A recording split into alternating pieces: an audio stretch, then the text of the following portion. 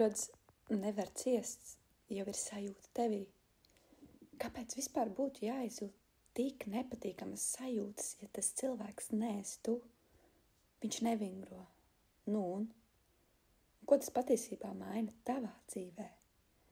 Būtu pilnīgi normāli, ja tev nebūtu sajūtas uz citiem, jo arī viņi vēl nav sevi varbūt iemīlējuši tik ļoti, lai kustētos, vai nav vēl apzinājušies, cik svarīgi ir veselība.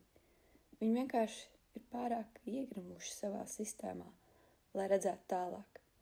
Bet tavu dzīvi tas taču neietekmē, vai ne? Un tomēr paceļas sajūta tevī. Un te jau ir arī tas, ja esi disciplinēti, tie, kas nedara, var neapzināti atgādināt to daļu tevī, kas reiz varbūt bija pasīvāka vai ļāvās atslābt. To daļu, kur tagad stingri kontrolē un negrib vairs redzēt.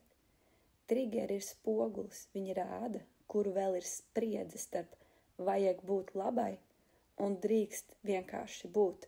Kad to pamana, kļūst vieglāk dzīvot, jo fokus vairs nav uz citiem, bet tikai uz sevi. Varbūt tava reakcija nemaz nav par citiem, bet par bailēm atlaist kontroli. Jo, ja tu apstātos, tad kas tu būtu bez šīs disciplīnas?